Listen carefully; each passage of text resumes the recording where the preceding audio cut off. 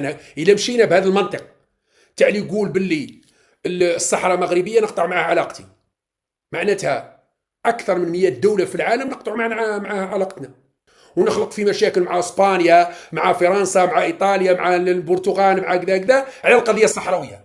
هذا مش منطق.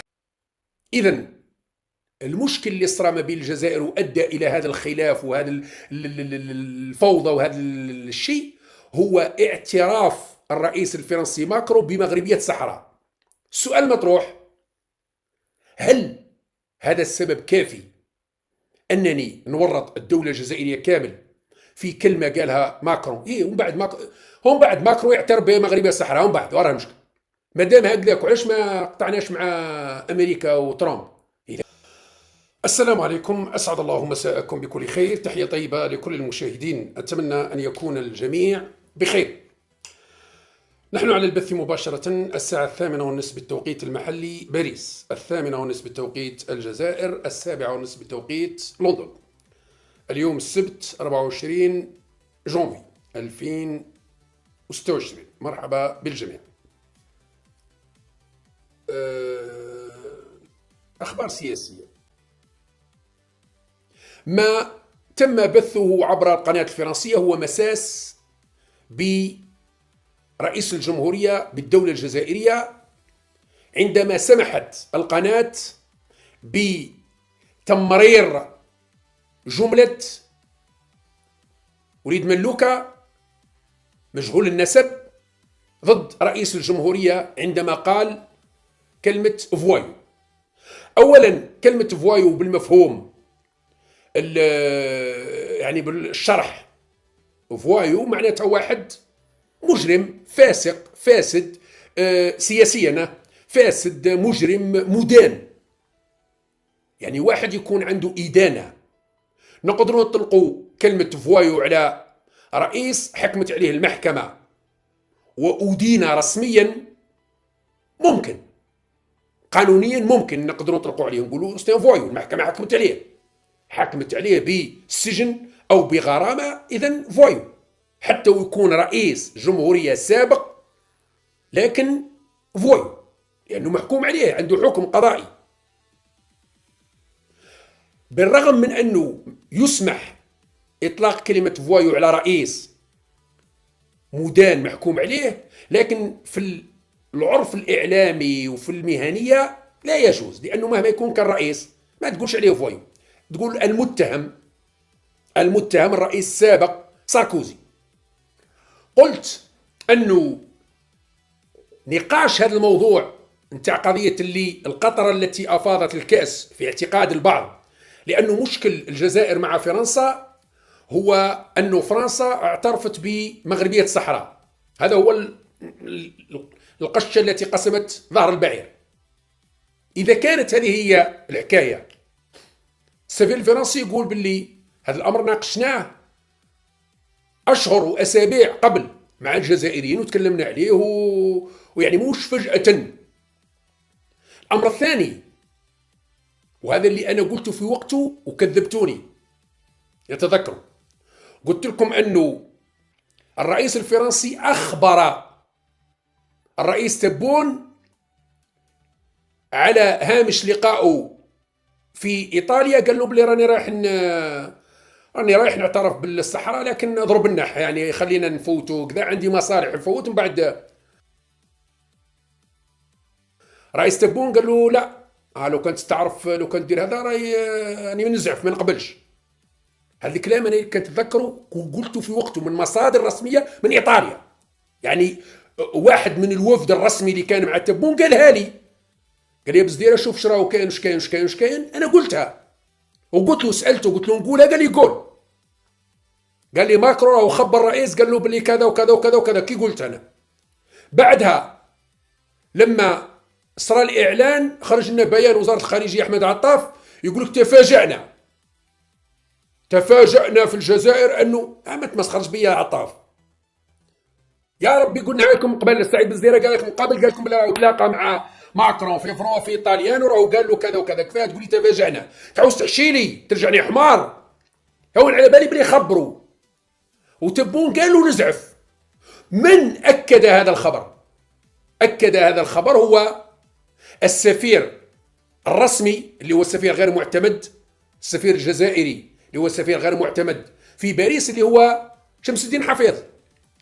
شمس الدين حفيظ عميد مسجد باريس هو الآن هو السفير الرسمي اللي هو غير معتمد، اللي يتكلم باسم رئيس الجمهورية ويقول باللي قال لي تبون. هو في الروبورتاج قالها، قال لهم أنا تبون قال لي باللي راهو قال لي ماكرون في طاليان كذا وكذا، وراني قلت له باللي إذا كان صرحت بمغربية الصحراء سيفيني وطنو. هكذا قالها الحفيظ ولا شمس الدين حفيظ قالها، قال باللي تبون قال لي. أنا الآن نسأل رئيس تبون يعطي أسرار الدولة لشمس الدين حفيظ بصيفته واش؟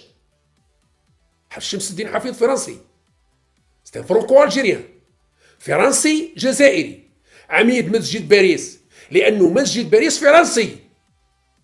هذه حاجة اللي ما كنتش فاهمينها انتم يا ناس، أنه مسجد باريس فرنسي.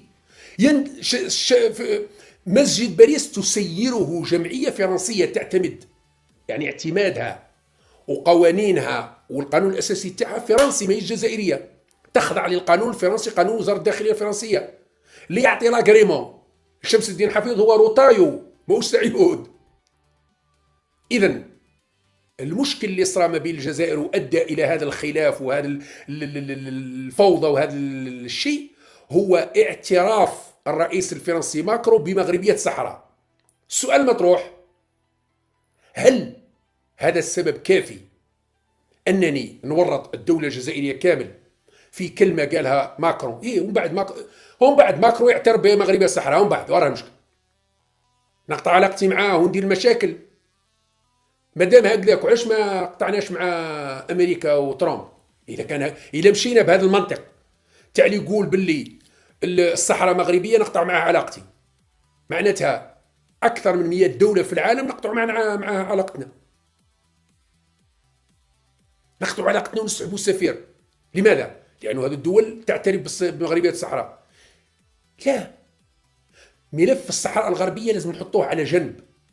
هذا لا يعني أننا نتخلاو عليه، لأنه تعرفوا السعيد بن زديرة مواقفه واضحة، وأنا مع مبدأ تقرير المصير للشعب الصحراوي.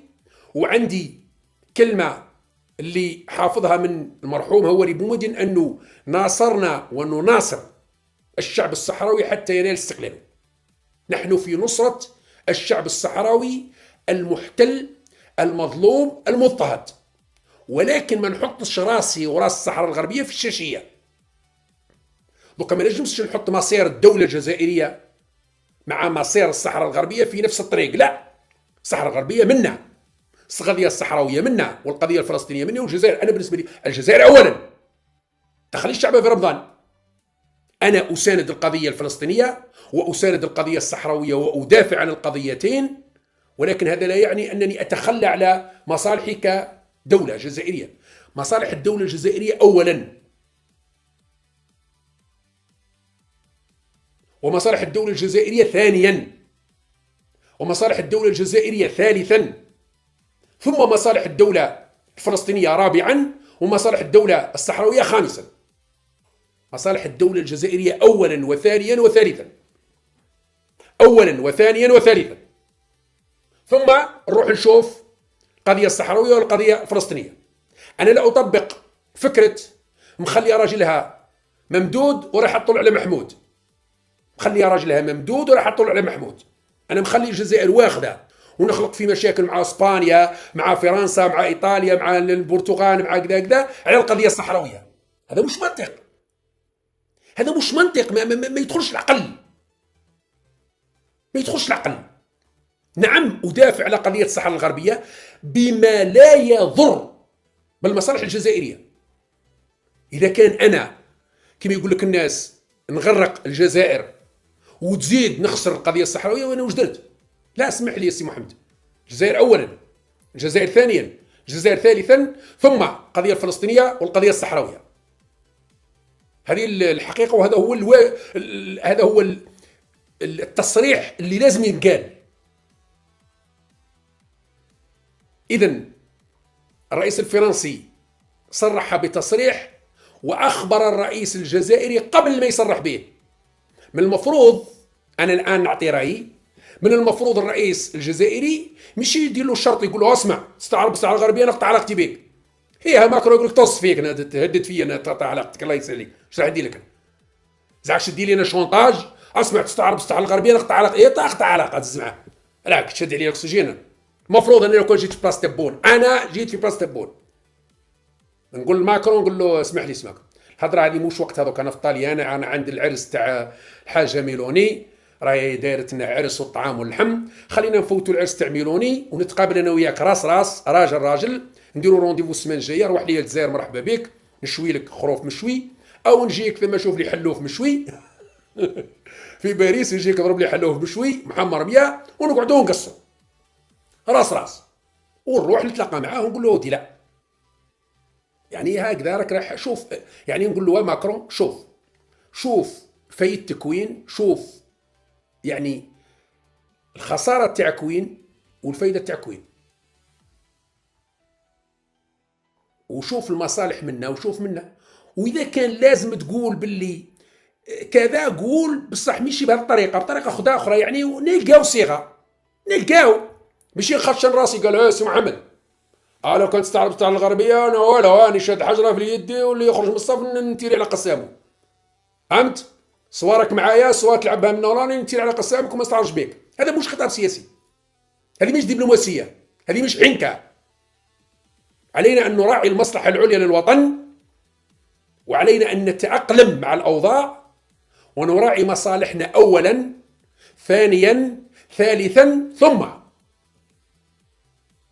إذن بالعودة إلى روبورتاج فرانس 2، في المجمل أنا ما قلقنيش يتكلموا على قضية التخابر وكذا، وانت تضرب منا وانا تحت الحزام، وانتم اتهمتوا واحد باللي رانا جندناه في باش يدير عمليات في الصحراء وكذا، ولأنه ذكروا الموضوع. نتكلموا على النائب هذيك اللي جات للجزائر ونستعرب بها، نحييها بالمناسبة، يعني كانت في المستوى وتكلمت كلام مقبول جدا، وعبرت عن مواقفها، قالت انا كنت ضد سجن صنصال وضد سجن الصحافي، ورحت تناقشت مع رئيس المجلس الشعبي الوطني، يعني كانت في المستوى بصراحه، حييها، كانت في المستوى.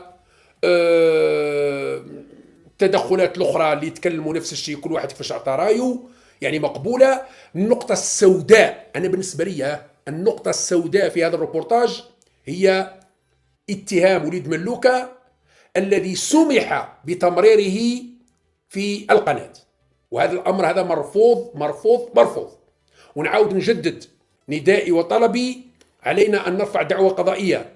إذا لم ترفع الجزائر كدولة دعوة قضائية، أنا نطلب من الحقوقيين الجزائريين، إلى عندنا محامين سواء في فرنسا أو حتى في الجزائر، أنهم يرفعوا دعوة قضائية. يا أخوي من حقنا، أنا من حقي كمحامي جزائري انني نديروا مجموعه من المحامين نرفعوا دعوه باسم الدوله الجزائريه. قال يا خويا هذا تبون رئيس جمهوريه، راك تكلمت على رئيس الجمهوريه واتهامات باطله، انك تتهم رئيس الجمهوريه وتقول عليه فوايو، هذا كلام غير مقبول، هذا كلام غير مقبول،